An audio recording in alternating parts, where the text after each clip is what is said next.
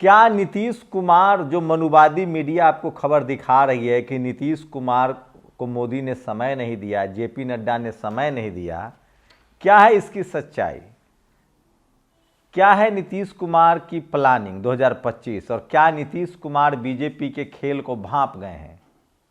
क्या बीजेपी नीतीश कुमार को शिंदे बना देगी या बीजेपी को नीतीश कुमार पैदल कर देंगे?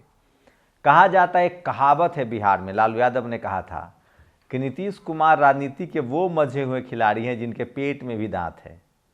वो कब काटेंगे, कैसे काटेंगे, ये सिर्फ नीतीश कुमार जानते हैं और वो बीजेपी को कई बार काट भी चुके हैं। वो तो बीजेपी की किस्मत अच्छी थी, इंडिया गठबंधन की किस्मत खराब थी कि इस बार नीतीश कुमार को उन लोगों ने तवज्जो नहीं दी और नतीजा चूक गया। नमस्कार, मैं शंभू कुमार सिंह और आप देख रहे हैं नेशनल दस्तक। लगातार टीवी अखबार में खबरें चल रही है नीतीश कुमार के बारे में। सोचिए, इस देश में तमाम बहुजन नेताओं को बदनाम किया जाता है। जब रामविलास पासवान गठबंधन बदले या पार्टी बदले तो उनको मौसम वैज्ञानिक कहा जाता है।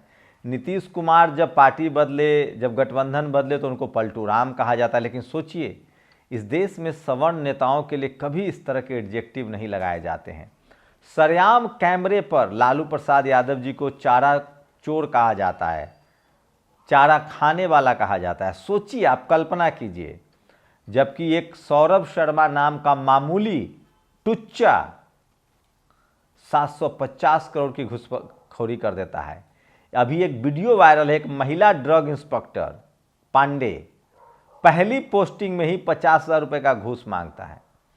इस देश में बीजेपी से कांग्रेस, कांग्रेस से बीजेपी, कहिए तो मैं नाम गिना दूंगा।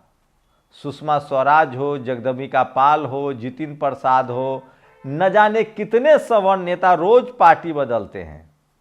लेकिन क्या मजाल है कि इस देश की जातिवादी मनुवादी मीडिया उनके बारे में इस तरह का एडजेक्टिव लगाएगा। इस देश में जो टीवी अखबार है वो कुछ नहीं करता है, सिर्फ बहुजन समाज के नेताओं को बदनाम करता है। सोचिए, जो लोग आपको चपरासी नहीं बनने देना चाहते हैं वो चीफ मिनिस्टर बनने देंगे।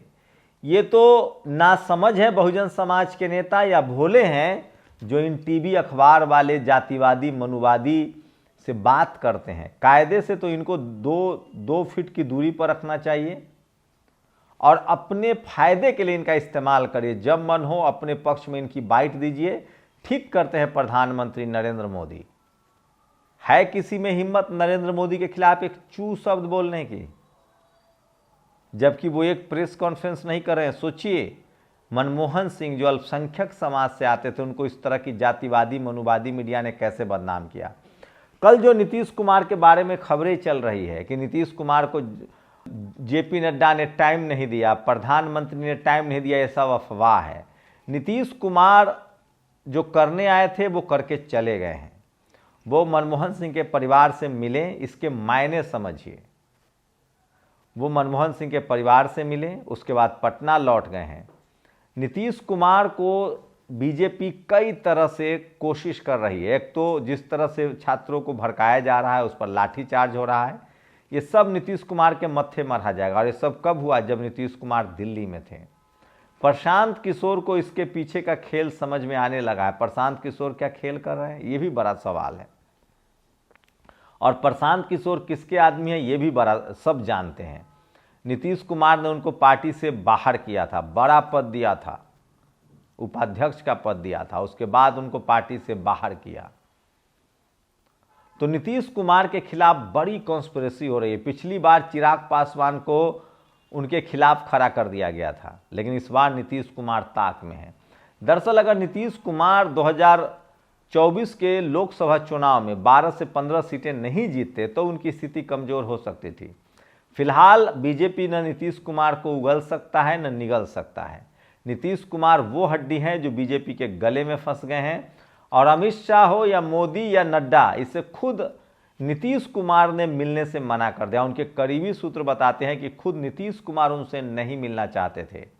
वो जिस काम के लिए आए थे उन्होंने अपना काम किया, वापस पटना लौट गए हैं और सब कुछ का वो वेट एंड वॉच कर रहे हैं। नीतीश कुमार को पता है कि बिहार में उनकी एक चूक और बिहार में राष्ट्रपति शासन लगा दिया जाएगा।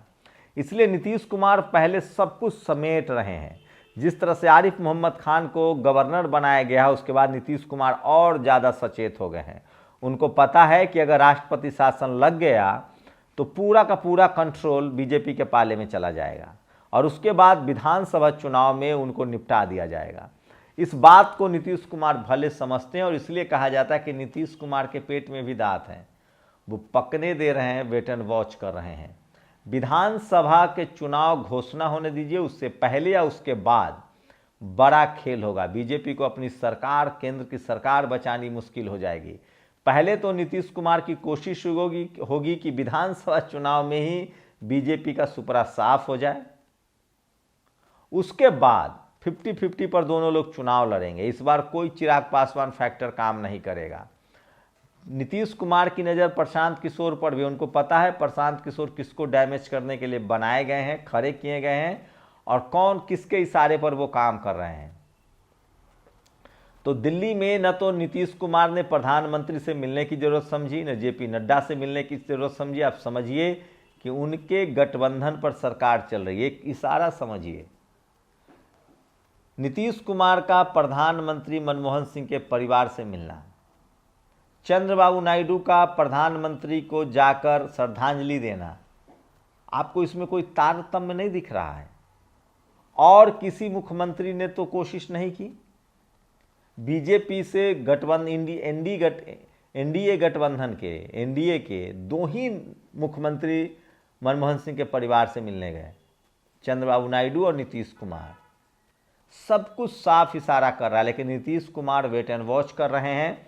सच्चाई यह है कि दिल्ली में उन्होंने मिलना जरूरी नहीं समझा। ये भी सच है कि नीतीश कुमार को बड़ी डेंट देने की कोशिश हो रही है। उनके 4-5 जो सांसद हैं वो जरूर बीजेपी के टच में है, कुछ उनके विधायक भी बीजेपी के टच में हैं और ये नीतीश कुमार को पता है। नीतीश कुमार अभी लोहा देख रहे हैं, उसकी गर्मी देख रहे हैं। उनको लगता है कि अभी हथौड़ा मारने से लोहा टूट जाएगा। हो सकता है उनकी पार्टी केंद्र में टूट जाए, हो सकता है उनकी पार्टी बिहार में टूट जाए और नतीजा ये हो कि राष्ट्रपति शासन लागू हो जाए। और राष्ट्रपति शासन लागू होते ही सारी बागडोर जो है बीजेपी के हाथ में चली जाएगी। इसलिए नीतीश कुमार चाहते हैं कि बीजेपी को 2 रास्ते पर एक्सपोज किया जाए। या तो बीजेपी खुद अनाउंस करे कि वो नीतीश कुमार को मुख्यमंत्री नहीं मानते हैं, ताकि जो उनके समर्थक हैं, खासकर पिछड़े, अति पिछड़े, महिलाओं, उनमें सीधा सीधा मैसेज जाए कि नीतीश कुमार अब बीजेपी के रास्ते का कांटा बन चुके हैं। या नीतीश कुमार चाहते हैं कि अपनी मजबूती बिहार में इतनी मजबूत कर ली जाए कि बीजेपी रहे या ना रहे। नीतीश कुमार दोनों, वो नहीं चाहते हैं कि हाथ के पास का भी जाए और पैर के पास का भी जाए।